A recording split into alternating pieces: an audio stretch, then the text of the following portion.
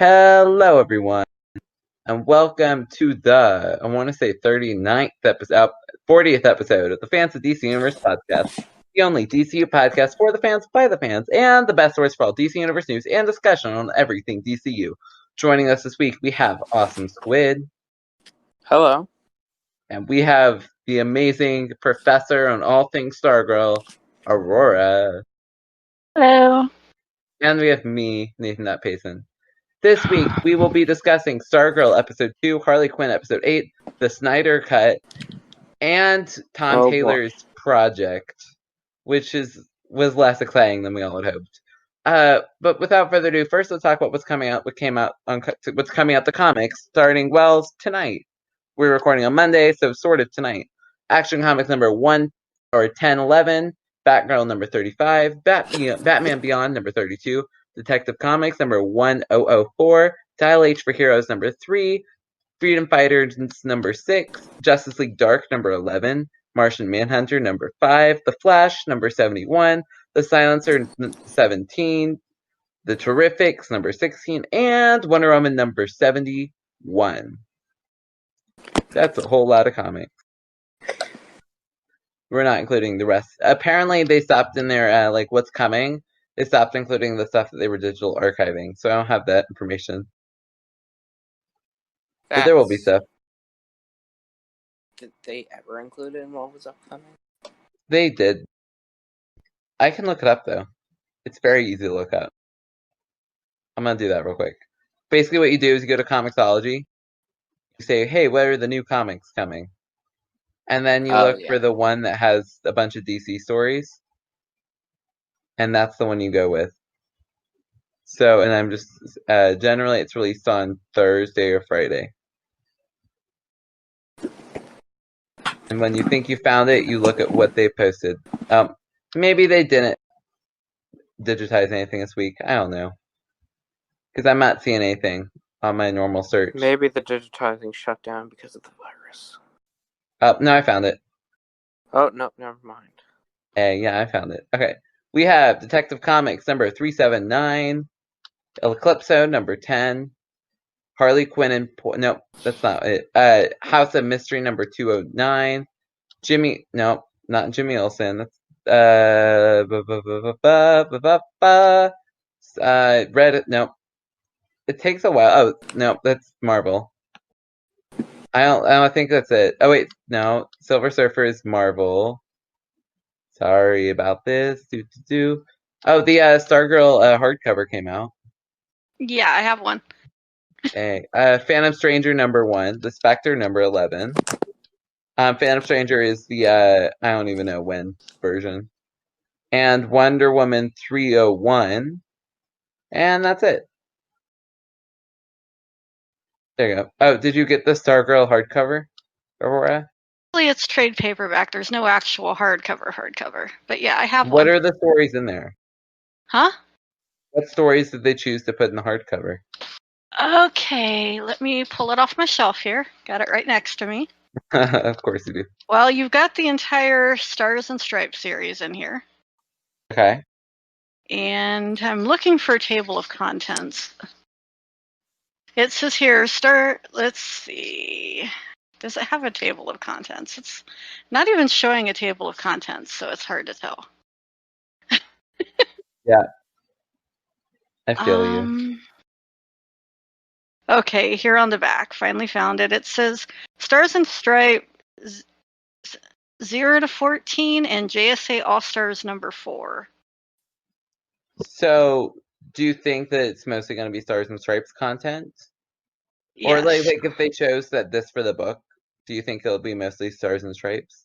Yeah, it's Stars and Stripes. That's what's in the book, and there's also JSA All Stars number 4. So do you think? Here's my question, because I would think whatever they chose for the hardcover will at least a little bit be like what story they actually do, right? It depends on how it's varying a little bit from the book, as far as characters too. That much I've noticed from actually reading all of Stars and Stripes.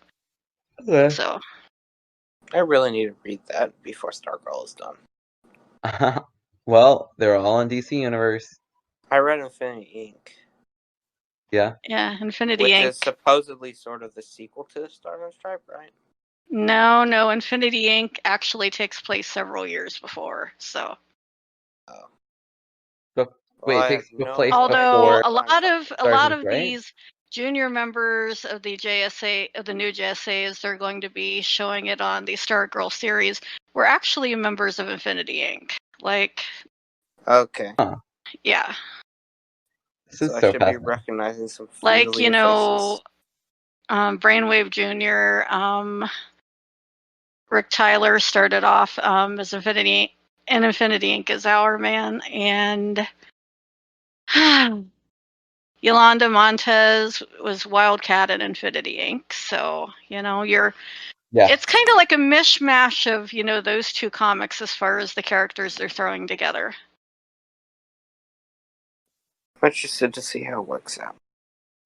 So I read, and basically, I'm just going to skip to one news article so I can talk about it. We talked a bunch last week about what Tom Taylor's could be teasing. We were like, is it Super Sons? It's probably Super Sons. Well, the answer is like, it's the font looks like DCeased. I said that. I thought you said the font didn't look like DCeased. No, I said it looked like it. Well, it was the DCeased spinoff. I A even digital said that. first, coming out on the same day as DCeased Unkillables, which is still weird to me. But and of course the cover features Sons on it, but the Super Sons don't show up once in the entire issue, so I don't know how to feel about it. It was fine. I wasn't like amazed with it though. I think I read it. It's more of what Tom Taylor does best.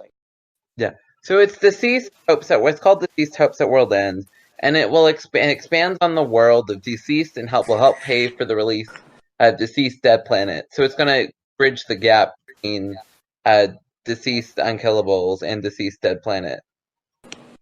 But I don't know how to like. I thought it would be more focused on like what's going on, but see, I guess Dead Planet's really going to be the Super Sons book with Cassie Sandsmark.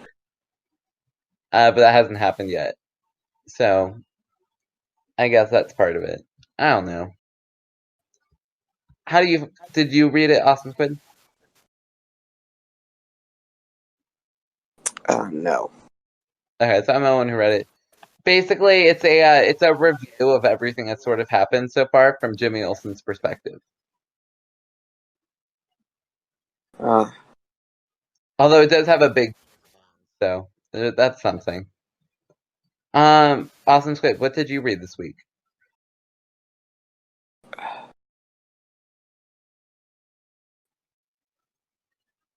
AwesomeSquid. I've been reading The Terrifics.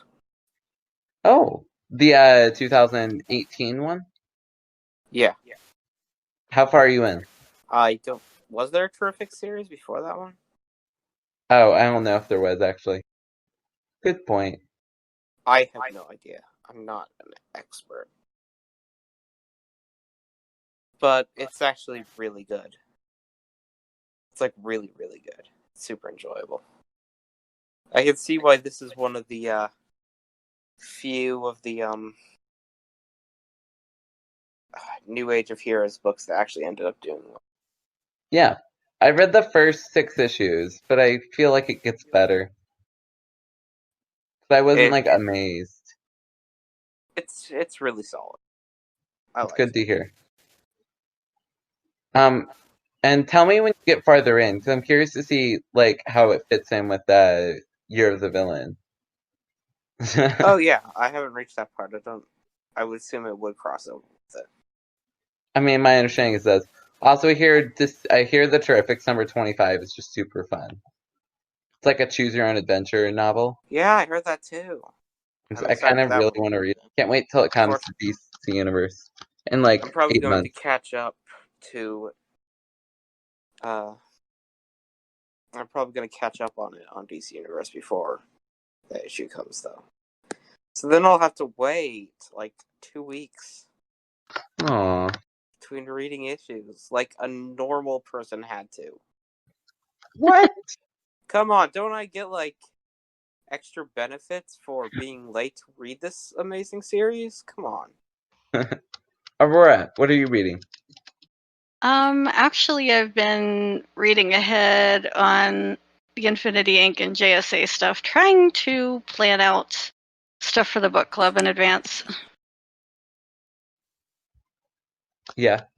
So where are you at in your reading? Oh. Pretty darn. I mean, I'm probably several months ahead, trying to decide where the breaks in, pairing up the issues should stop. Where should I start? You know what I mean. Where you decide where in the series to start reading and then stop reading for that week. Trying to figure out how to group the issues up. Yeah. Because we've only got about 2 months worth of material to finish up Infinity Inc. and we're trying to figure out where to go to once that happens and what else we want to throw in the place of that. Yeah, that makes sense. So are you going to read Stars and Stripes? Somebody else's book club was doing that recently, so we were thinking about maybe. The first volume? I'm not sure. Because I feel like it might have just been the first volume. I mean, someone else did some of the episodes. We could do that. Another thing we were thinking about the Power Girl series, maybe some Huntress, maybe throwing Hawkman in there. We're not quite sure yet. So I totally had this idea for a book club a long time ago. Anyone can steal it. But sort of, I called it connected content. But basically, it was you read like the comics that inspired the TV shows on DC Universe, and I thought it would be very perfect. But it turns out the big problem with that is like there's too much to read through before a show finishes, so you never like really get through it without like having to grind out like crazy. Yeah. Just so much to get through. Because like for Swamp Thing, it's inspired by Scott Snyder's Swamp Thing, and it's also inspired by Alan Moore. Yeah, and Alan Moore. So it's like, so you start with Alan Moore, then you're supposed to get through the Swamp Thing, Snyder's Swamp Thing, which is not a small series. It's just way too much. Swamp Thing is pretty good. I didn't notice much of. Was it inspired by Scott Snyder as much? I don't think it was. I don't know. And then you have like the 180 issues of New Teen Titans. Oh. And that's like also what Young Justice Outsiders was based off of. So there's a lot of reading to do any way you cut it. I mean, it's no wonder that a lot of people start wanting to read things and they get intimidated by just how much there is to get through. Yeah, it's much better like for a TV show, just condense it all for you. I won't say it's better, but it's better than trying to cram too much into, especially a book club, because then people feel overwhelmed and then they don't want to participate. Yeah, no, that's fair. I think the stories are worth reading, but yeah, doing a relevant content book club might be. I mean, everybody knows I'm still just dreaming of them giving us a new JSA series, without it being a complete reboot, Do you think Snyder will do it? It's going to be a complete reboot because DC continuity has been like trashed like 12 times since the last JSA book. So I feel like there's no way for it to still exist. Like, how could characters even pop up and be the same as they were? Unless the continuity is quote unquote fixed in death metal. It's they're gonna get an explanation for why continuity is so messed up. As much as some of us, explanation is going to lead to like a new. The answer is Dr. Manhattan. He perfectly fractured when he disappeared. His disappearance fractured the DC universe into 3 different timelines. What? Yep, when Dr. Manhattan went back to his Earth or whatever. No, don't tell me they're bringing the gosh dang like histories of heroes things back. I don't know, but they like when he left. He fractured fractured like the rebirth timeline into 3 different parts. Or into like 70 billion different parts. And then with death metal, the reason why death metal like Perpetua was able to win so easily is because the continuity was so fractured. Oh, no, I don't know. It is the gosh dang histories of Heroes. Oh, please tell me they're finally freaking paying that off. What?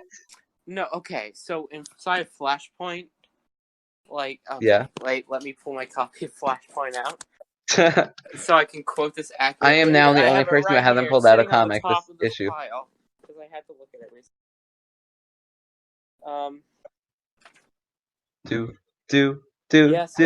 Yes.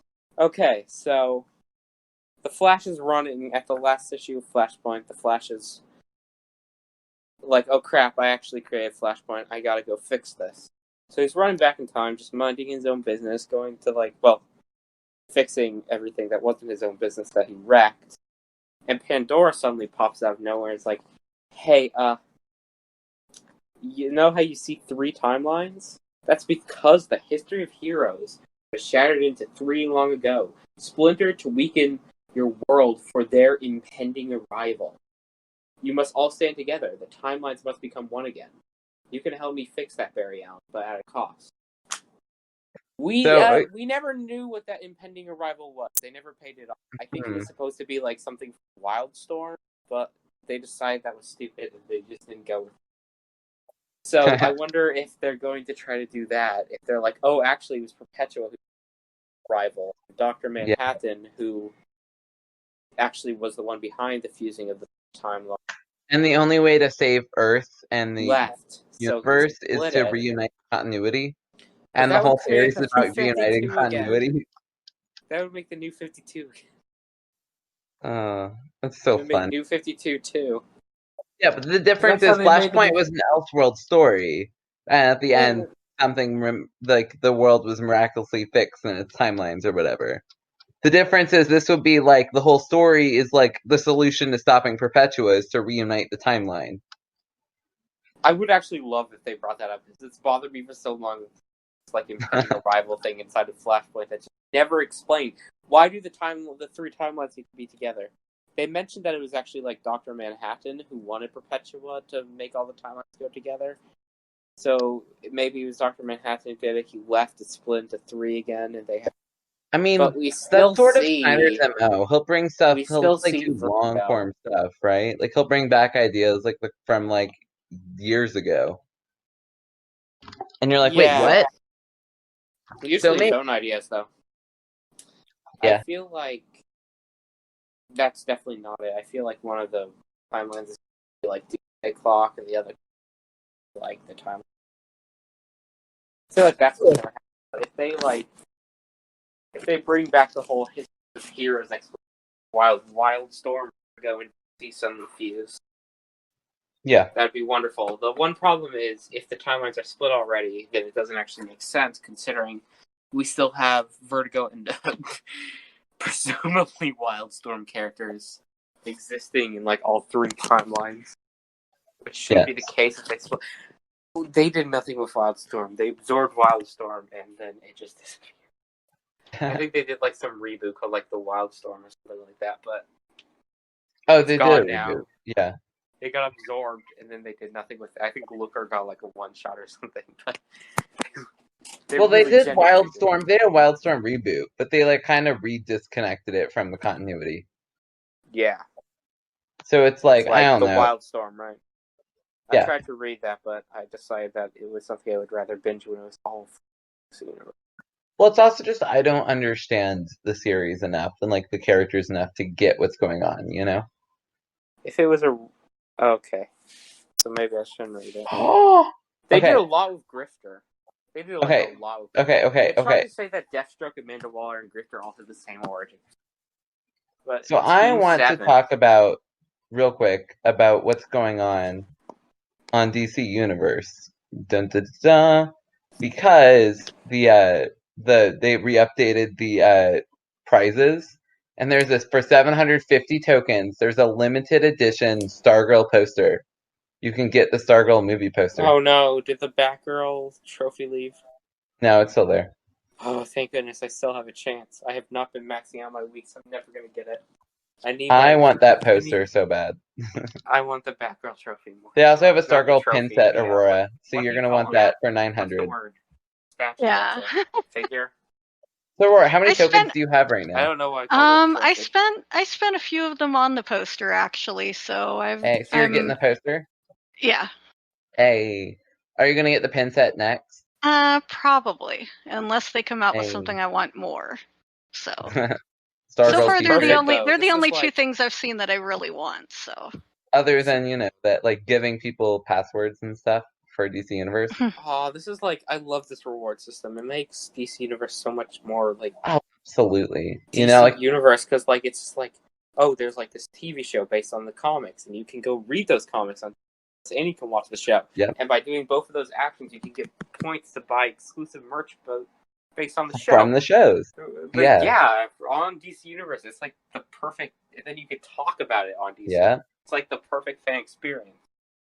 Yeah, I love it. And I think that's It's slowly becoming what it always should have been, but also all the movies. it'd be even better if it had all the HBO Max content, you know.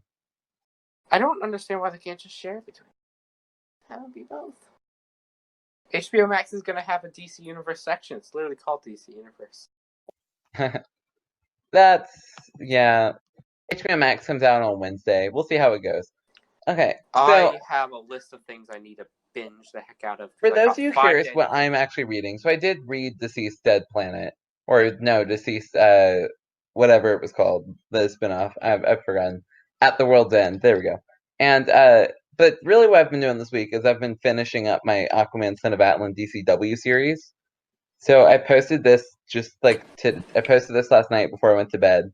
But I'm going to read it because I'm just excited to talk about it. So I'm excited to announce that Aquaman Son of Atlan is only one issue away from going gold, which means I've almost finished writing it. On June 17th, I'm excited to announce that 3 whole comics will be coming out telling a 3-issue arc across Aquaman Son of Atlan, Aquaman, and an untitled book that's ongoing.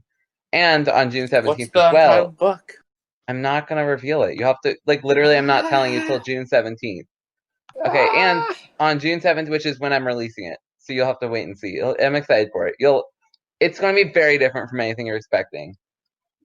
But if you want like a lot of like the fun, Elseworldsy sort of take on Aquaman, I think you'll get some of that. It'll be exciting. And on June 17th, the first ever DCW collected edition will be coming out as well. Aquaman Son of Atlan will be getting a combined document with issues 1 through 12, some extra bonus features including sneak peek notes at my upcoming series, and the original plan for issue 4 through 12 of Aquaman Son of Atlan, which is a little different, but it's somewhat similar. And I will be opening an AMA for Aquaman Son of Atlan and the upcoming series, all of which have been added to the trade will be added to the trade after they occur. The AMA will be added to the trade after it occurs. And more info on my June 17th plans, including the Untitled Story, will be coming out on June 17th. And then I put an emoji teaser, winky face, water faucet emoji, and then a girl, winky face, planet, explosion, winky face, green soldier, diamond ring, It's the Death winky Star face, again. what? Wait, green circle, diamond ring, winky face, airplanes going downwards, explosion. There you go. I don't understand what the hint means, and it's tougher when you just speak it. I mean, you can look at it. The winky faces are just to differentiate it between my different thoughts. But that's okay. You'll have to go look at the tweet on the DCW thread to get more information. Oh, also, I have a new comic coming out on Wednesday, which is Aquaman, Son of Atlan, number 9. There you go. AwesomeSquid. Are you doing DCW stuff? No. Aurora, I was there whenever it was first invented, and I expressed slight interest in doing it, and then just never did. Aurora, are you still planning on doing DCW? I'm working at it here and there, but I have been so busy with the kids home during this whole shutdown thing that I have not had much of time to get anything done. So yeah, and your job is writing, right? Yeah. So you should be getting stuff done. I'm in the middle of trying to get actually 3 books written right now. So wow. How much money do you make per book, roughly? See, I'm also busy doing very important things that prevents me from writing like what? Fiction for DC Universe. Like binging the entirety of Steven Universe in 3 days and then laying awake at night trying to process it for me. Yeah, he told me right before the show started that he was like, I should not have watched that much Steven Universe. I'm regretting it. because it's very, very, very, very, very, very good. And now there's just so much that happened in that small bit of time that I feel like I needed to have slowed it down. I'm actually legitimately having trouble watching other TV shows right now. It's like too much, too dense of like themes and topics to watch in a period of 3 days. Well, see, you know what you can watch in the period of 3 hours? Well, maybe 5, maybe 6. It's unclear. The Snyder Cut has been officially announced. Yay. 4. They said 4. But 4 hours, Right? You're right. But it could also be a 6-part movie. Well, it's the whole thing. Either a 4-hour movie or because... or a 6-hour TV show. That, a 6-episode TV show, which 4 hours splits perfectly into 6 40-minute episodes. Yeah. So weird. They could decide to do a miniseries. That wouldn't be the worst way to do it.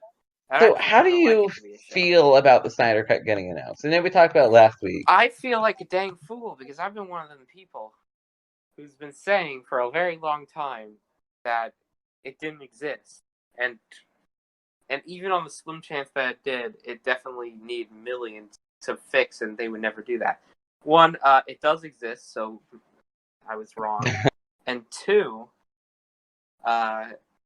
Warner Brothers apparently is very willing to spend the like $20 million that will take to fix it. Yeah, like, but here's the problem: they're not shooting scenes with actual actors. If I got those two statements wrong, maybe, hopefully, my third statement that it will almost definitely be bad is also wrong.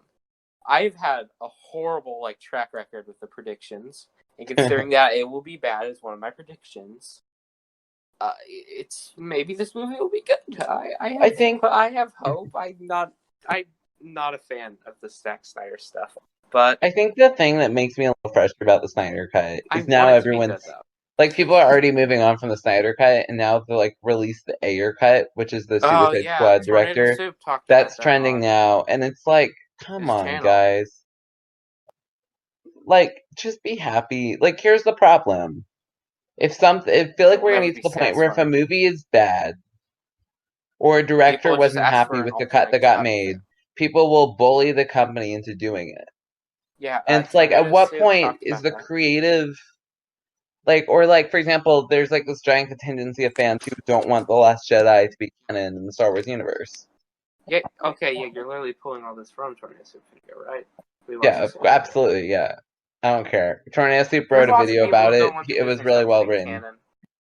Have you visited the Star Wars Extended Universe subreddit? Every single time you mention Disney, there's a bot that has to warn everybody to stay civil. Seriously, you mention the word Disney without replacing the S with a $ sign or something, then the bot will come and be like, remember guys, Disney doesn't stay civil, Disney doesn't control it, still Lucasfilm. Even though Disney totally doesn't control it. There's no way Disney but I agree with his sentiments, right? It's at what is okay for fans to want to change and what isn't. Example, I want to see the Colin Trevorrow script for The Force Awakens or whatever it would have, not The Force Awakens, The Last Skywalker or whatever it would have been originally called. The Rise of Skywalker, yeah, The Last Skywalker. I just combined all three into one movie. The Force of The Last Skywalker Awakening. But The Last Skywalker a lot of people want the J.J. Abrams cut, and a lot of people want the Colin Trevorrow version, and it's come on, guys, can't we just it's still a creative process, and I feel like we're gonna get to the point where if any creative idea isn't perfect, then it will be shot on. When the Snyder Cut got announced, even if the creative idea is perfect and beloved by no matter all, what people do, some do, angry person on the internet asking for it doesn't matter what people do anymore. I mean, someone's always going to find reason to complain and be nasty about it, Yeah. But I think it's one thing to say, hey, renew Krypton, please renew Krypton, bring it back. But I think it's another thing to attack Joss Whedon now the Snyder Cut's been announced. And it puts companies in an awkward boat. If the Snyder Cut gets released, attacking him before anyway. But Yeah, this but almost like feels like accelerate, like the attacks possible. increase, you know? It feels like a possible. Why they got what they wanted? It feels like possible. Well, I'm afraid that like some fans, the particularly more toxic ones who wanted it to be released, will they'll see this as like a reward for their attitude. They've been like, Yeah. oh yes, the Snyder Cut got released because I've been sending Whedon a bunch of death threats. Now I'm going to use that as a solution for everything. It's not the best idea. Oh, and it's really dangerous. Or, for example, you know, Slippery like, slope. I trust that most people will behave themselves, but there's always got to be those people who don't to ruin the whole movement. I'm happy for the Zack Snyder fans that they came to the movie. I don't want the more toxic of them to learn the wrong route, wrong lesson. And like, I worry that by that the creative decisions, if they're not well liked decisions, will then be like attacked until they're averted, you know? Like I don't want fans to have creative control over the movies. You know, if a movie ends up not going the way you want, isn't that generally just part of how movie culture is supposed to go? You know, like a movie You can be have bad. this whole subset of people out there that just have this insane amount of entitlement, you know? You know, it's like, for example, movies can be bad. Like let the Cats movie be a bad movie. You know, like it doesn't have to be like reshot and re-edited and everything to make it better. Because let's say the director didn't actually want the cat suits and wanted like real cats. I don't know, but you get what I'm saying, right? It's like at what point can the creative decisions should like overrule the ultimate division? You know, like Josh Whedon didn't ask to get brought in last minute. And like be asked to like re-script everything and reshoot everything. You know, like obviously he did it because like that was his job. But I just worry that, and trust me, I'm super curious to see the Snyder Cut. But I do worry that as like especially because of all the toxicity, that like certain things will happen. Example, like toxic fans have chased people off the Twitter and stuff. Like the person who played Rose Tico in The Last Jedi got like harassed, the hack, and she like left I Twitter. don't understand that. Like, it was like a weird subplot, but yeah, but like here's the thing, right? Like you're not gonna, but like there's a difference between saying I didn't like the subplot, and I don't think did a great job casting it. To she needs to be removed from the movie and harassed off Twitter. Wasn't there like also a bunch of like sexist fan cuts of The Last Jedi and stuff? Yeah. I don't understand what people's problem is. Well, like, not to mention people are rumoring that, online bullying might have been a lot of why that girl quit Batwoman, Although, let's talk about that. Because that's one of the articles on our thing this week. Ruby Rose quits Batwoman. Yes. Now, I really enjoyed Batwoman. I thought Ruby Rose was a great Batwoman. My frustrations came with a lot of the writing, and I hear it got better as the season went on. Yeah, I mean, she seems really good for the part. It's just, even somebody that's, perfect for the part can only do so much with bad writing, So, the headline, Ruby Rose reportedly quit Batwoman because it was, quote, too much work. In an unprecedented move for network television for all shows beside Lethal Weapon, and I guess Doctor Who. It was announced earlier this week that Ruby Rose, the star of the CW's newest Arrowverse series Batwoman, was leaving after one season. Wait, what? What, AwesomeSquid? Hello? Oh, you were talking about replacing the lead. I was thinking actors don't typically just quit Doctor Who. True.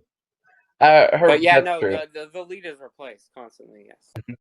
Her role as the leathered-up superhero would be recast for season 2, while Rose and the network expressed appreciation for each other upon the split becoming public.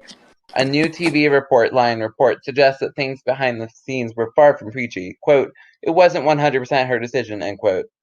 Quote, it was a breakup. She wasn't happy working on the show, and did that make her fun to work with? No. So everyone decided it would be for the best interest of the show, and for all concerned if they parted ways. It just wasn't a good fit, end quote.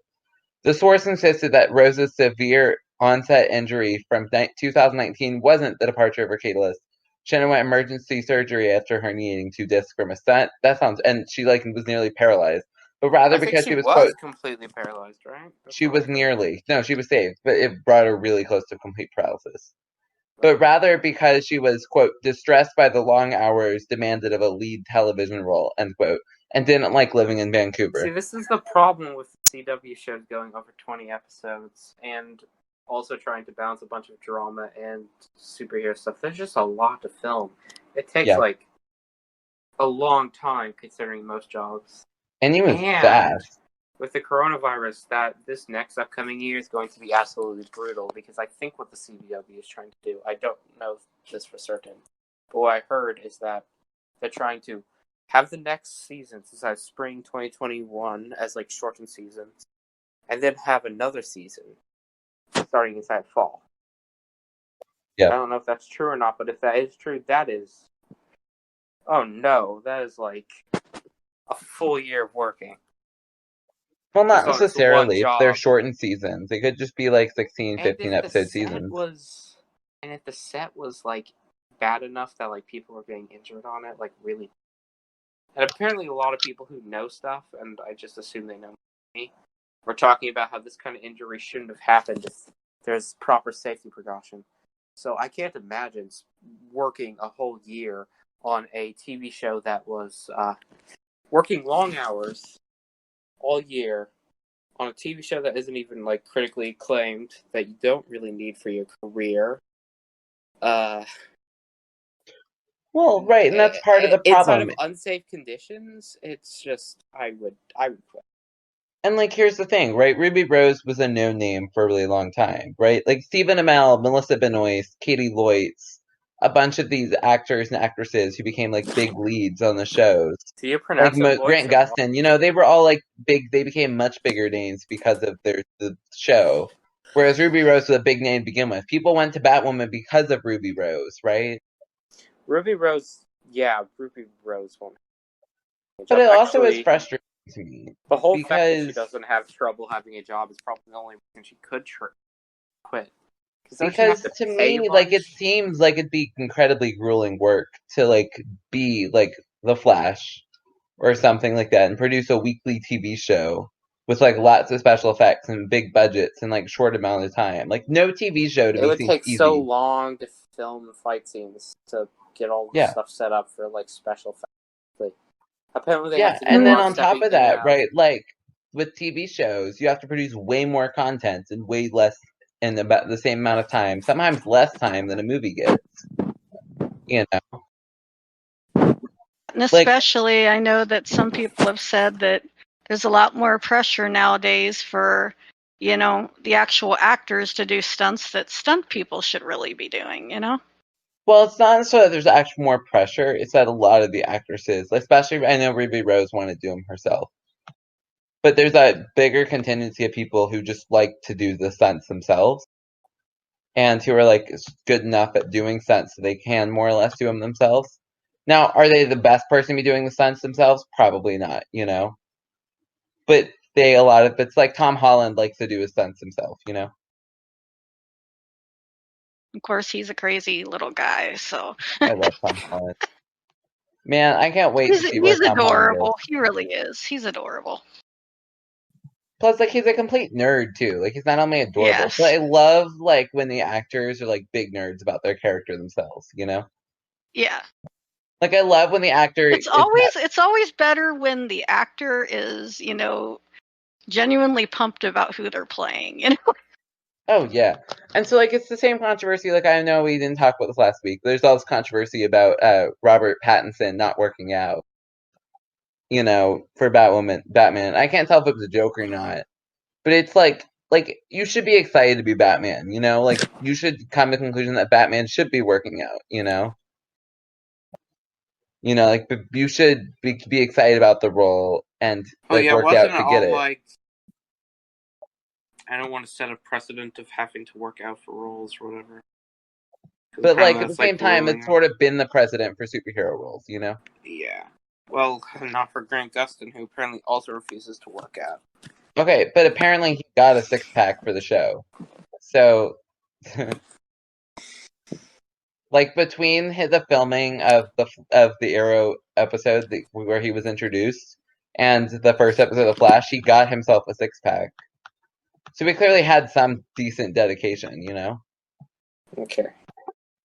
But, like, that's the thing, right? Is it Bob? Like, I feel like that's one of the precedents for a superhero show, you know? And I think when you're excited about a role, like, there are so many people who would happily work out to get, like, super in shape, you know?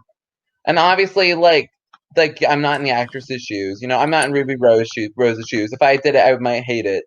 But it's also like there are definitely people out there who would love to be Batwoman and have that be the peak of their career, you know? You know, and Ruby Rose must have expected this would have been like a multi-season committal. Like probably that's all she got to do. Because Grant Gustin, Melissa Benoist, none of them have really been doing a whole lot. Melissa did like a TV show here, like we did like one movie, but like she hasn't gotten to do a whole lot outside of Supergirl, right? Maybe it was just worse than she was expecting. Yeah, it's quite possible, but it's it does. She just went into this and was like, "Oh, you're expecting way more of me than I thought you would." Yeah, but it does frustrate me, because you would think that like the actresses and actors should be like when they're cast be expected to like be able to handle this, and that's what they signed up for. And it feels to me a little bit like that, like Ruby Rose did not and got like some special treatment. And I think it's something What I do you think mean faced a lot special with the treatment? actors.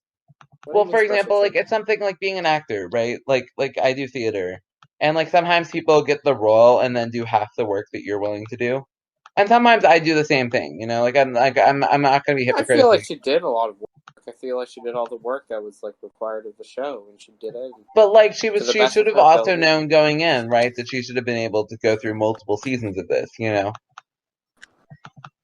Like that she should have expected that would be a brutal amount of work because that's what these sorts of shows normally require, right?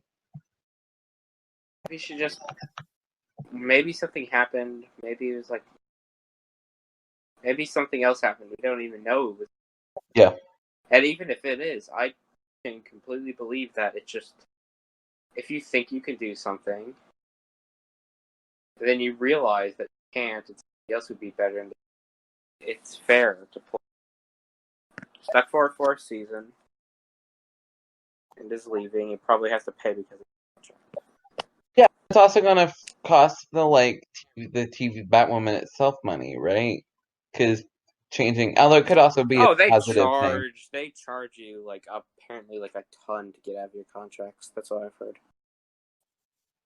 Yeah, but like I read some theories that like Batwoman just wasn't gonna advance her career any, and that but it's like things like that where I'm like, come on, then why take that role in the first place? I don't know. Well, we don't know if that's it. We don't know. No idea.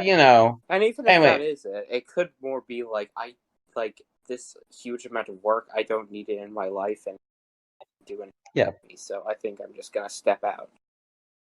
Yeah.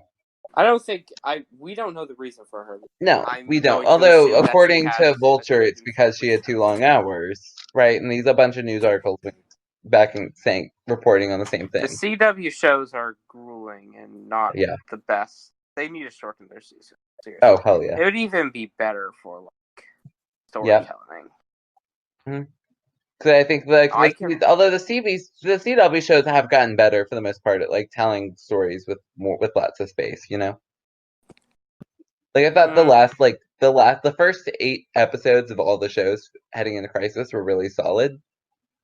And I think shows like Supergirl have done a relatively good job at telling longer form stories and using that space fairly effectively, especially last year. They did a great job, but I think if you break your show up into 3 different sections and really focus on like 3 different sort of plot lines that you build up to and then finish and then build up to the next one and finish and then build up to the next one and finish, it works really well. The problem comes when you try to like bring one plot over 24 episodes and then it just like doesn't quite work. That's what Batwoman tried to do with Staying Alice. Yep, exactly. Although I haven't actually seen past like episode 12 or whatever, but I hear the rest of the season was pretty good. It does get pretty good, but I think one thing that could have seriously benefited the show is just if you're going to drag out a villain over like 20 plus episodes, you either have to have an excuse for why they haven't captured the villain when they really should have by now, which at that point it just gets annoying. Like the Flash standing around shrugging while like Cicada tiptoes away. Or like 20 billion times. Yeah. Or you could just... The best excuse there is, honestly, would just not have the hero encounter the villain. That's why they're not caught, is because there just hasn't been an opportunity. Have more episodes. You don't always have to have the episode tie into the overarching. If you have 22 episodes or more, just spend like at least a dozen more on just completely self-contained stories. Maybe you can have a little tease at the end. But like, even in the standalone episodes for Batwoman, like the Terrier episode, completely self-contained, except Alice is like the villain still for some reason. Alice shows up and does a bunch of Alice stuff. We have a lot of scenes about Alice. Why? What does it have to do with... We needed a break from Alice. It went on for too long. Yeah. No, it did. And I thought they would end that plot with the sort of Beth coming in. But then they killed her. The whole Beth thing was once again more plot entirely centered around Alice. It's like a subplot, but like entirely also dedicated to the overarching plot. But the next plot is Batman. Ooh, the next villain is Batman, so let's get excited about that. Sure. I am interested in Hush. See how it's... I like the Hush episode in the show. The first one he appeared in. First one was okay. We'll see. Last news article. I like the show, but I think CW needs to solve its issues with this season. So it's really starting to feel like a quantity over quality thing. The story's suffering because of it. The actors, I think, suffering. The last news article comes from Bleeding Cool, our favorite rumor mongering site, just because it's a rumor mongering site. DC Comics has issued the following notices to comic book retailers of late comics coming from Diamond comic distributors. They appear to be a little salty about it and state that DC has made every effort to support Diamond's return to operations and ensure that our products are received at their warehouses on time for their scheduled on-sale dates. Unfortunately, once DC product is received by our distributors for a specific in-store date, they are responsible for how and when they are delivered to comic shops. If you are experiencing shipping delays, we encourage you to work with your distributor to solve these issues. We have communicated with your distributor regarding these problems. Our expectation is that they will address these problems in a timely manner. And a bunch of books got delayed by like a week or two. So, like, Diamond is messing up again. Yep. Diamond does that a lot. Yeah, but they're like pissed because like a bunch of stuff is having it delayed. Flash got delayed a week. I mean, it's understandable due to the virus, but also Diamond just isn't good at. Yeah. But like, and shipping things right. Apparently, it's actually just really tough to work with Diamond, which is tough because they have a monopoly on the business. Now, technically, they don't have a legal monopoly because comic books are printed media. They count as books, and they're not the only distributors who sell books. So, so they're not a monopoly technically. Like for example, Aquaman number 59 got delayed a week. Individual issues. Stuff like that, where it's like, come on, Diamond, step it up. Also, I'm looking at the variant cover for one of the variant covers for the Flash got delayed, and it's my favorite variant cover of the Flash ever. It's the alternate take on his costume. I don't know if you've seen it. I'll post a picture of it. I probably haven't. So good. Like you guys would love it. Will it be my favorite cover? I don't know which room I posted it into, but it's there. And it looks amazing. It's weird. Was it drawn by that dude who did that Superman? Also, Donnell's reminding me. It looks like it's drawn by the dude who did Year One? Or not dude, I don't even know who it was. I don't know, but it looks so good. Like, I just love that Golden costume. Child. Basically, it's like a new take on the Flash that's a lot more distinct from like most versions of the Flash. and I really like it. It still doesn't beat my favorite cover ever, which is the surprisingly recent issue of Wonder Woman that was a tie-in to the Witching Hour event that happened with Justice League Dark.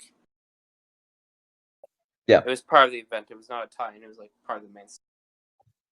Well, let's move on to the main attraction. Why everyone comes to listen to us. Also, at the same time, is that weird, like, monocolor. So, Harley Quinn episode 8 of season 2 came out, and I feel like it was the best episode they've ever come out with. I should have known this was going to come up, but I haven't seen it yet, and this one I kind of don't want spoiled. AwesomeSquid. Making this really hard. I just haven't had time. Aurora, have you seen it? I'm just gonna... I guess I'll be... Wait, Aurora, let's find out. Aurora, have you seen it? Yeah. Okay, AwesomeSquid. Can you press the deafen button and I'll send you a DM when we're done talking about it? Okay, thank you. Sorry. I should have... I'm waiting for him to deafen himself so we can hear us, and then we'll talk about it. Okay, parademons, dark side, romantic relationships that didn't go anywhere, and overcompensation. Aurora, how do you feel about the episode? Interesting. I mean, the whole things being awkward is totally understandable considering the situation. So true. No, what I loved about... And I found it strange how she's so easily led astray by others when Ivy isn't there to pull her back and say, Harley, this isn't a good idea. You know? Yeah. But I think it does speak to the fact that Ivy's been there, has always been the voice for Harley. Like, if you think about the whole first season, is sort of Ivy being like, Harley, get out of your relationship. Stop. You know, like, that was the whole first season. Mm-hmm. Yeah. You know, and I think it's partly because Harley's realized that Ivy it's like is Ivy is the voice of reason here, and, you know, she tends to go a little off the deep end without her, you know? Harley, I think she realizes that she wouldn't be here without Ivy. And at the same time, she's grown to love that, you know? Like, she's grown to have romantic feelings that she only realized when they kissed, right? And what she realizes at the end of the episode, of course, is that she loves Ivy and wants Ivy to be like her. You know, she wants to have Ivy for forever. But she has to accept that maybe Ivy doesn't quite want that, you know? Yeah. Because Ivy comes to the same realization about love that I found the person I want to be my entire life to be in. You know, which is Kite Man, which isn't who Harley... You know, it's a bit of a love triangle thing, but it feels very natural. And I really appreciate that they're taking the time with this relationship, you know? Yeah. Because I could have so easily ruined this by being like, oh, we kissed, let's forget Kite Man, let's do all this and this and this. Instead, they're doing a really great job finding some high emotional stakes, you know? And on top of that, they not only had like one of the most emotional, like heartfelt episodes, but they also had Darkseid and Parademons and the New Gods. It was, and like a war on Gotham Street. Like, it was a whole thing. I just find the way they're doing Commissioner Gordon in this series bizarre. I did think this was one of the better episodes for Gordon, though. Yeah. And I think it's somewhat reasonable, but then, like... I mean, it's like he's become nothing but a punchline, and I find that weird. You know, funny in a way, but weird. What? That's not possible. Yeah, no, it's true, basically. But I really liked the episode. I think it was the best written episode so far because it did a great job balancing like the emotional plot line with just the sheer zaniness and hysteria that is Harley Quinn, you know?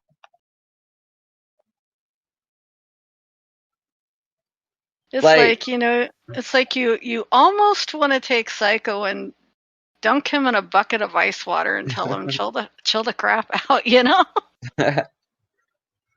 Yeah, but I just think it's so fascinating because like a lot of shows really struggle to do zany and emotional. Doom Patrol does it really, really well.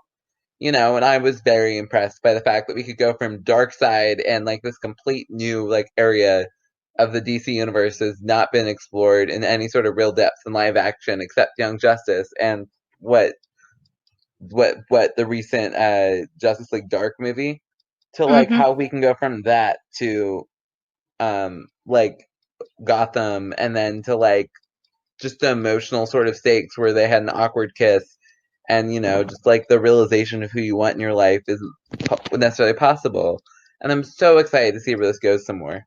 Do you think so? Here's the thing: do you think Kite Man and Ivy will still be a thing at the end of the season? Hard to tell. Yeah, it's really hard to tell. I feel like it's possible. It's possible. And I wouldn't necessarily mind that, like them really taking the time, because I think that at this point fans have gotten the moment they most want, which is that this will be a thing at some point. You know, like it's the clear sign they've kissed, they will explore their relationship in depth. Well, with that, I'm going to welcome AwesomeSquid back on. I'm going to give the episode, by the way, a 9. Like, I was just very, very impressed. Yeah. It appears he has his ears off, too, so. Yeah, I DM'd him. So that he knows. That was the whole thing, is he's like, I don't want to hear any spoilers, so I'm just going to, like, mute myself and deafen myself. And since he's not here, I can insult him a whole bunch. Let's see. Tom King's Batman is amazing. Did I say Tom King's Batman was amazing? And did I say Tom King's Batman was amazing? Well, he's not showing up anymore. I thought this would be faster. That's okay. Aurora, what do you think of Stargirl? Oh, absolutely loved it. I mean, I laughed so hard at that scene with Stripe out in the field. Yeah. And that song, that Johnny Cash song they set it to, it was so perfect. Like, I think the thing that DC Universe shows have been doing so well is these amazing soundtrack songs. Like, when they, like, have, like, these just, like, I love it when shows and have, I love that they're using so much, you know, vintage music, especially in scenes with Pat in it, because it fits him so well, you know? Yeah. I do think they will probably cut, you know, that scene. It would be a crying shame if they cut that out of the CW. But it wouldn't surprise you at all. So you know, hilarious. So Hello. Hey, AwesomeSquid. We're talking about Stargirl now. Okay. After I talk about Tom King's Batman, but we're not and the scene with the sewing machines. Yep. Oh yeah, the scene. I love that. Like, you can totally imagine the person walking in and be like, what the frick happened, you know? And I just love that, like, it makes perfect sense that, like, the scissors would break when trying to cut this costume. Yeah. You know, like, it all made perfect sense. But, like... I'm surprised that given her difficulties, the costume came out looking good. But I think the way they handled it was really cool, with, like, her taking the time and, like, her, like, taking Starman's costume and making it her own. You know, I thought that was really cool. Yeah, because that's actually what she did in the Stars and Stripe comic it would have been Star Spangled Kid, but she actually took his old costume and made hers out of it. So that's so cool. That's true to the comic. Speaking of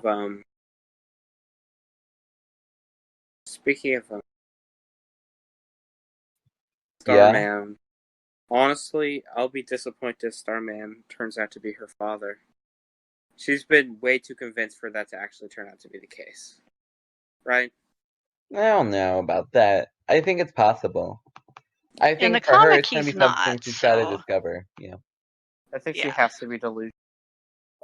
What if it was like, I'm wondering, what if it was like a member of the Injustice Society who like died in a battle? He is actually a villain.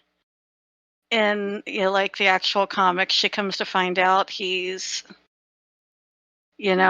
running with a villain team, and Oh. Yeah. Interesting. Yeah. Do you? I mean, it's Jeff I Johns. really do need to read Stars. But I think one thing that's really cool, right, is that like we're talking about this from the knowledge of like the comics, right, and we're able to use that And to they inform what will happen. I mean, they've already changed quite a bit because you know, in the setting of the television show, supposedly the JSA is all dead. You know, so I doubt that seriously though. There's a and that definitely definitely wasn't the way it is, and you know, the Stars and Stripe, because you know she's actually shown working with the JSA at times, and then ends up as part of the JSA. So you know, the setting is completely different, and even Jeff said in interviews that yes, you know, the JSA as we know it is most certainly dead. You know. Yeah. Oh. Let me just pull out my copy of JSA. Yeah. I've got to find it. I don't remember where I put it. Actually, I know. In that particular, television universe, the JSA is definitely toast. Yeah. There's probably a few members still. But a lot of them are dead. Yeah. Well, I mean, they even said over the course of the, things that Pat and Our Man were the only ones that survived that night, but Our Man died, a couple of years later. But he's also Our Man, so you can't only take that with a grain of salt, Yeah. I feel like we're gonna see Iron Man instead of the Iron Man episode, or at least Iron Man flashback or reference. No, I said Iron. I thought you said Iron Man. I did not. Totally just the Our Man, huh? Aurora, did he say Iron Man or Our Man? I don't know. See, that's the problem. You need to be clear with your words. Our Man, not Iron Man. I'm just sorry. Whenever I Our talk Man. fast, I pronounce things weird. Like, Origins. Whenever I talk quickly, I say Origins. No, Origins. That's just I can't. No, that's talk not normal okay. when I talk fast. Are you like Assassin's Creed? I was just talking to someone over the phone, and they were just like, "What the heck are you saying?" I'm like, X-Men Origins. Like, Superman Origins. Like Aurora, how much do you want to watch a show or a movie where the subtitle is Origins? It would still be spelled the same. I just pronounced it odd. I can say that's not okay. Of course, I'm from an area where people pronounce things somewhat strangely, and but that they don't I have to remember to clean up my accent sometimes. Oh no, it's fine. But like for example, like no one's like I don't know anyone who says Origins. Like there's a difference between like I say Origins. You see, I could say right. Now, I've known people that would shorten that to like 2 syllables instead of 3. So, Origins. Yeah. But like that's better than Origins. I think I still say it wrong when I say right. Origins. No, that's right. More or less. It should be Origins. No, that just sounds weird. Were you guys surprised, like I was, that we got rid of the brainwave threat so early? I have kind of a theory on that, but please share. What's your theory? My theory is that eventually he may wake up from the coma and just not remember what the crap happened. Yeah. Or it'll be like I feel like we're definitely going to be having Brainwave come again, since there's an episode called Brainwave Junior. No, there's an episode called Brainwave too. Oh. There's just an episode called Brainwave, and then there's also an episode called Brainwave. I love how the title is spoiling everything already. Except it's not, because we don't actually know what's going to happen. Because if he wakes up and remembers everything, there's definitely going to be some crap hitting the fan. But I feel like she should feel more bad for giving him just a seizure. Okay, so is it just me, or does the American Dream get even weirder this episode? It does. Not only is there underground base, But also, apparently, no one actually wants to give any ideas on how to make the American dream possible. So I'm still confused. What do people do there? Apparently not pronounce ideas, because she was shut down every idea she said. Yeah. I have no idea what's going on with that, honestly. I'm interested to find out. I'm sure Aurora. So shady. And then, I what is going found on her with... second idea funny, because I have actually heard of that being done. Really? Wow. The cow pie bingo? Yeah. I love you found that done, because that makes it all the more real. Instead of being a random thing people came up with, they definitely knew it existed, and we're like, haha, let's do this, or research it or something, Did we catch a glimpse of Solomon Grundy? Was that who that was? Yes. Yes, we did. Yeah. Didn't see, too clear of a glimpse of him, but yes. Or Yeah, Solomon's been in cage underneath the city for 12 years, or the town, Because she's what, 16? So she's probably been in the cage for 16 years.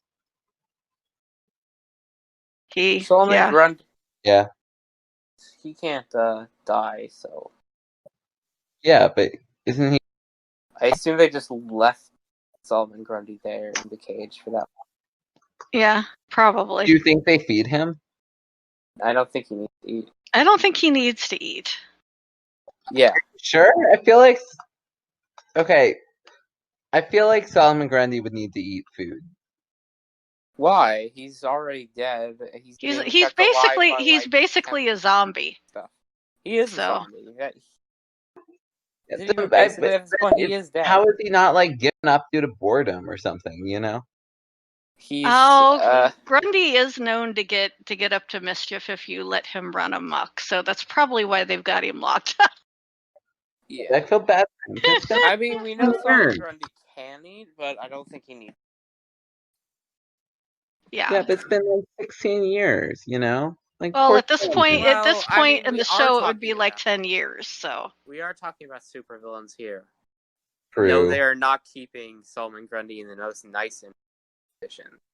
No, it's not. They are not nice or humane people. No. They sort of just. But they have a underground base, table. I always feel like it's weird. We're supervillains. Let's all get a painting together. What happens when one of you betrays the group or something? It's bound to happen. Then the painting's just there and it's ruined. It's I guess we'll make it or something. If you get a new member, they didn't think it through. You paint him in. Also, did he just Icicle just ruin the TV? Why? Yeah. TV that was now they're gonna have to buy a new TV and rewire it and figure out how to explain to people that they're buying a new TV for an underground layer or whatever. That'll be so. I don't think you need to explain why you need a TV. You could just buy it, bring it. I guess. Probably isn't that hard. Probably not. But it's so expensive, Yeah. I'm so curious to see what ends up happening though, and I'm really who was the wizard guy? With the wand. Yeah. Who was he? He was the wizard type guy at the beginning of the first episode. But he had a big handlebar mustache. I think they just called him the wizard. Do you recognize? I think I'm getting all my characters confused. I am. Aurora, is he new to the comics or is he? He's been different places at different times. Okay. Clearly, did not process the episode well. Get all. Apparently, you're still thinking about Steven Universe. That actually probably does have something to do with it. Because, seriously, I'm having trouble watching other TV. Watching it in 3 days was a mistake. It's, good. Yeah. I'm having too much to think about. Well, Aurora, I'll let you have the final thoughts, and then we'll wrap up.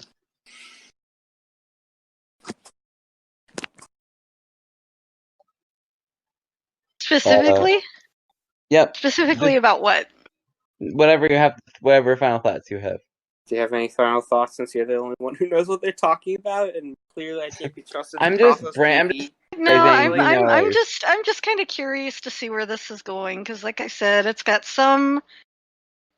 a lot of similarities to the comics, but there are some things that are actually quite different, and it's going to be interesting to see how some things play out. Did you watch the episode with your son again? Got that nice blend. Yeah, my son and my daughter have seen this one too. I watched it by myself last night, and then I watched it again with them today. So. Hey, love that. Well, things are getting exciting. Here is the Dun TV report. TV report. On Monday, which is today, we have Stargirl episode 2.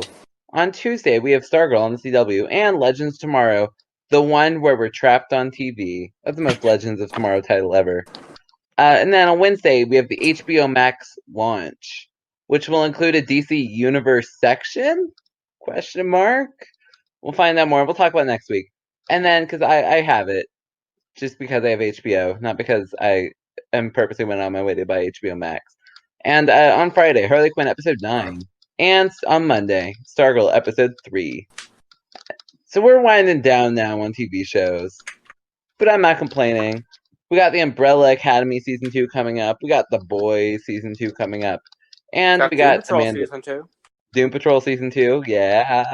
And there was a first teaser image, although there was nothing really in there, so I don't feel like talking about it.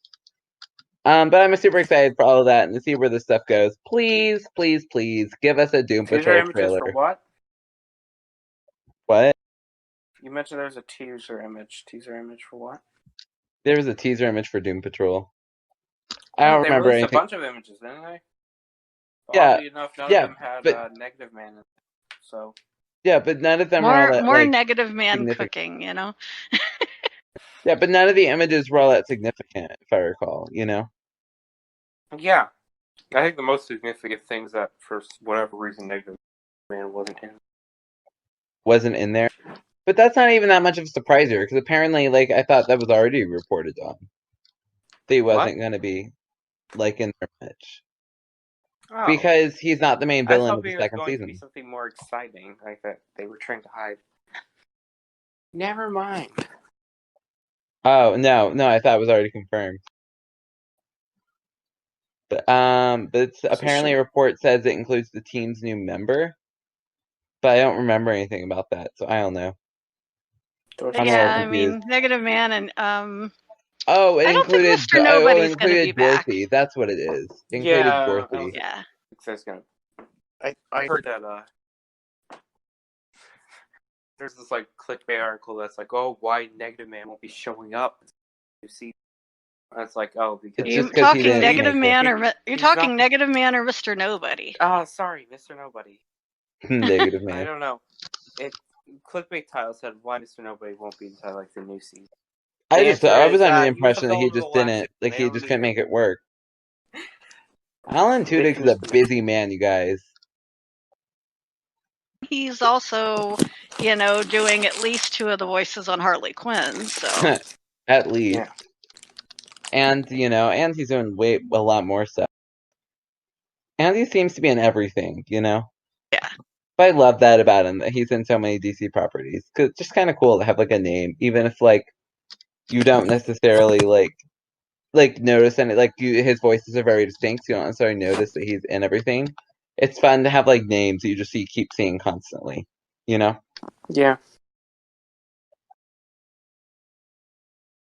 Well, without further ado, I think it's time we conclude. That's all for this week. We are on Podbean, Google Play, SoundCloud, and YouTube. So subscribe to those services, but we are not on Apple Podcasts because I got an apple on Animal Crossing 5 months ago, and I never got another one.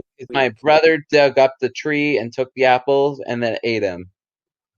Yeah. Oh, you didn't write that on the podcast, bro. You just said that you found an apple on Animal Crossing. That's why you weren't going to be on podcast.